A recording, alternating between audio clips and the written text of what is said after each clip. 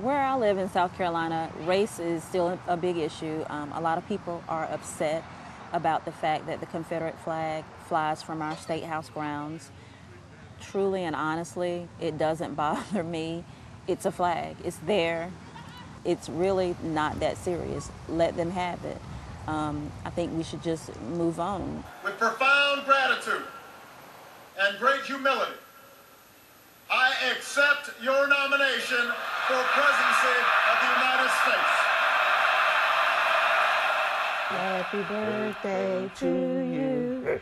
Happy birthday to you. My kids, I know they'll ask me about the speech. And most of the time I think about my oldest son, Russell. He was in school one day and he had said that he wanted to be a baseball player. And his teacher told him, you know, that's not realistic. He was so upset, you know, and I told him, I said, Russell, you can do anything you want to do. And if your teacher tells you again how unrealistic that is, tell her that you're becoming a baseball player when you grow up is just as realistic as it is for Barack Obama to become the next president of the United States. But share the belief that in America, their son could achieve whatever he put his mind to. Wake up. Mwah. Wake up. He won't wake up. The people we serve here at Hope Clinic it's about 75% African Americans. Affirmative action, the policy was banned from Michigan, I think affected some of the people that we see coming through here because some of these people may have been able to get jobs or even better their education. If you take a guy that lives in the projects or something, he can be as smart as he wants to be, but it's going to be really hard for him to get out.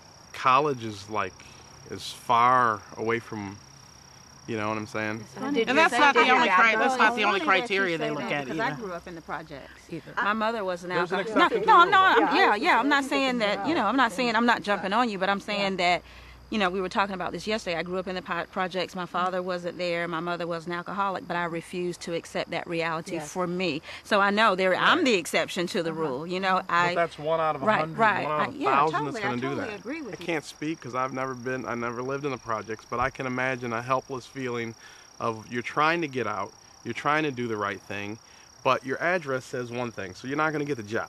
You know what I mean? Nobody is going to come and hand you something because you were poor or your mom did not read to you at night or your mom didn't tell you, yes, you could do this. You have to want it. I wanted something, so I went out and got it. I don't think that people should just expect to be handed something on a platter. You have to work hard for it. At my very private conservative Christian school, I took some heat from another student that I had gotten into University of Michigan because of affirmative action. And I was conflicted about even putting my race on my application. I was undecided when I first came, but I could see a lot of what I saw turmoil and emotional affect that came from white students, especially from rural backgrounds. And so my interest then came about, well, what about the class component? Right. Is it fair for us in my generation as we get older to continue along the lines of affirmative action, or should it be a bigger problem looking at socioeconomic class? I think socioeconomic class is important, but it's not an either or. We shouldn't have to choose between that vision of racial diversity and a different vision of socioeconomic diversity. I worry, I have 3 sons, you know, and I worry about their futures. Do you see racial relations being so much improved in the future that affirmative action won't be necessary, or?